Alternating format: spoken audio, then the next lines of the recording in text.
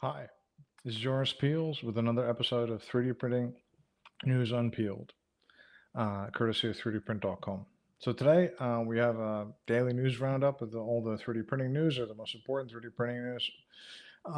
And at number 4 out of the 4 items we have today is the news of the financial results for SLM Solutions. So according to Sam O'Leary, the CEO, it was a multi-record breaking quarter. Q2 revenue was up 60% year over year to 26 million. Year one or H1 or the first half of the year revenue was up 34% to 42 million. And they have a backlog position of 49 million, which is very healthy, which is 62% higher than before. And the order intake for Q2 is at over 22 million. And that's 100% higher than before. So, on the downside, the loss of the first year was 9 million or 9.1 million euros, all the numbers in euros, by the way. And in terms of outlook, the company is saying that they expect margins to be under pressure going forward because of the shortage of electronic components and increased direct material costs due to, of course, inflation, things like that. I think that actually, like the loss is not, I don't think anybody's really worried about that as long as they're gaining and growing in this market that has so much potential. And the growth is healthy and it looks very robust even. Um, so that's positive. What I like most though is, well, a few things. And one is that to whom they're selling. So for example, they sold SLM 500 machines recently to Bosch and Rolls-Royce. These are companies that Bosch is using it for drivetrains, Rolls-Royce for aero engines. These are kind of things that are very difficult to get into these businesses and these companies and the kind of applications they want. But once it works, there's a lot of potential customer there. There's a long-term, once you get specified for Rolls-Royce and stuff, you can work with these guys for a very, very long time as well. And what's also good is this 5 NXG12 system. They've sold 5 NXG12 systems to Divergent, for example. That's a builder of hypercars and car components. They sold 2 of them to Centavia. So, and you can see this behemoth of a machine here. This is a considerable machine, a new kind of, I'm about to use the word paradigm, but it's a real step change, as for what was available before.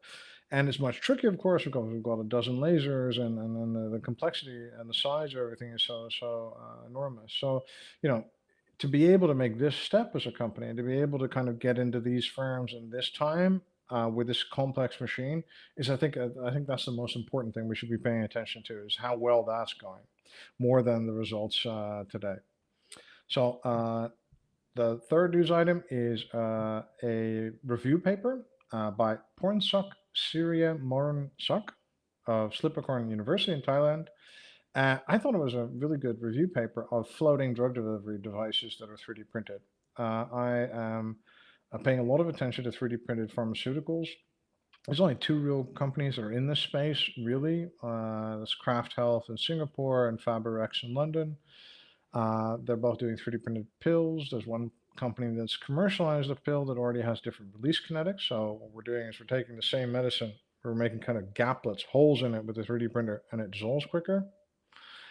And so I've been really trying to keep abreast of this thing because I think it could really potentially be a much larger area for additive manufacturing, 3D printing, and 3D printing pills and personal nutrition. Um, and what this review paper talked about was floating drug delivery devices. So what we can see here are some examples from the paper. And essentially, let's say in the gastrointestinal tract, you have a medicine and you want that medicine to kind of stay in place and slowly release the medicine over time. What you can do is you can 3D print something that has an air pocket in it and a medicine in it. Or even you can have a polypill, you could have medicine, several different medicines that dissolve in different time frames, one that dissolves first and one that dissolves much slower over a much longer time, for example. You could tune this kind of absorption, the dosage, how buoyant this pill is. Um, and generally there's a lot of going on. I was really very surprised how much was going on in this area, and I really enjoyed this paper and how it just rather succinctly summed everything up. And I really thought of sharing this to you. I know, of course, this isn't news in the traditional sense, but this is kind of one of these things where I'm thinking, this one of these treatments, there are pills out there that are multi-billion-dollar revenue, far, far larger than our whole entire industry. We're talking about one single medicine. And it's not a far leap to say that at one point somebody's going to reappropriate or rediscover their IP portfolio, repurpose it to a certain degree by implementing an existing medicine. And that could very well be a blockbuster drug. Like one blockbuster drug could be much larger than the rest of our industry. That's the reality of how these things compare. So I thought this was kind of good, and I'm going to keep bringing news like that to you guys, even though it isn't like news. It isn't, but I think it's really important for you guys to even if it's very far afield, to take a look at what's going on. The number two news item is 4D wood printed parts, or 4D wood 3D printing. I really hate 4D printing as terminology, by the way, but Doron Kam of the Hebrew University of Jerusalem came up with something that I thought was potentially very exciting, because I don't see it happening in the rest of additive. They took wood flour, which is kind of a byproduct, a waste product of industrial wood fabrication. We've seen wood flour be used in filament. We've seen wood flour be used in all sorts of recycling product, because it's just a widely available, material that's very obviously first port of call with a lot of people studying how to print wood. What they've done is they've then printed this material into strips and other shapes. And this material, of course, would then lose moisture, as wood loses moisture. And what Doron found out was that he could predict and influence how this strip behaved as it lost moisture. So potentially you can get a product that would lose moisture. Maybe, like, think of this, is going to sound a bit silly, but think of a bowl, right, that you print. Initially it's a bowl, and then all of a sudden it dries up and it'll change shape and it'll be a lampshade or something like this. That's a very terrible example, but just from a design viewpoint or a production viewpoint, it would be very interesting for us to have materials that change over time, that weather over time, that kind of are living materials, that make use of the fact that they undergo certain changes. And we're not really doing this. We're seeing, like, we try to get get less problems with UV degradation. We try to put in more chemicals and more things to try to make things more weather resistant, and we don't really see alternatives, which could be how to make these objects age more gracefully, or to use that aging in a particular way through the lifespan of the object. So I thought this was worth your while. I'm not entirely sure if it's going to be very huge, but I do think it's a very important thing for us to think about going forward. The next news item, number one news item, is a 164 millimeter f2.5 lens for less than $15. This is news that Felix Steele has 3D printed a lens, and he used very cheap optical components. And he shared the files for this lens, and also how to build it, on his Pixels and Prisms website. And well, essentially you've got 23 3D printed parts, which you can see before you, and 15 little pegs, and then some glue, and you can assemble it. You could download and print this design, and he's sharing it in a really low-cost, open-source kind of way. So he's made it through a low-cost methodology, and he's sharing it with the world. Now, Felix Steele spent 3 months on this project and is releasing it. Now, a lot of you are probably going to say, okay, yes, but we've heard of this before. This has been happening for years, right? And yes, it has. And I think that we've kind of seen this as kind of a thingy versus hobby kind of thing. This camera. So we've all seen camera grips.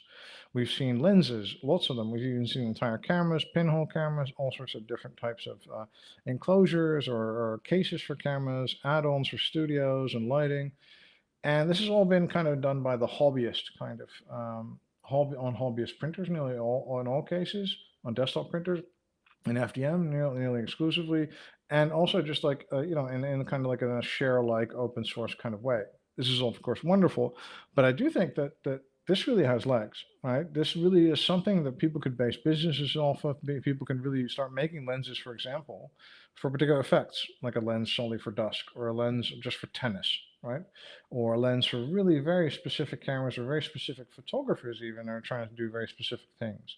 And I think that's something that we haven't really considered, like turning this into a business. And I really do think, if it took him 3 months to design this lens, maybe he shares it with the world for free, and then he'll maybe sell the finished item to a certain amount of people for a certain amount. I think that's a business model that really I'd like to see, where people either through Patreon or selling the hardware will be able to sustain themselves and keep imagine this guy, it took him 3 months to do this. Imagine he comes up with 4 lenses a year, just this one guy, right? And imagine he finds a niche with street photographers, for example, or portrait people, or whatever, portrait people in studio who are trying to, for example, photograph people in low light or in a particular way or a particular effect. Um, I really like this, and I really think that this could be a commercial opportunity that isn't being exploited. Here you see a picture by Felix Steele himself using the lens, and I think the effects that we've been getting from this is it's really quite astounding. Very, very beautiful pictures, and I think that really yeah, gives us this idea. And I really think this pixels and prisms thing could go further. I think it could be much more than that. And I think more people, this kind of tinkerer that is a commercial tinkerer that can be supported, that should have more legs, and we should see more things like that happening. So anyway, so thank you so much for your time today.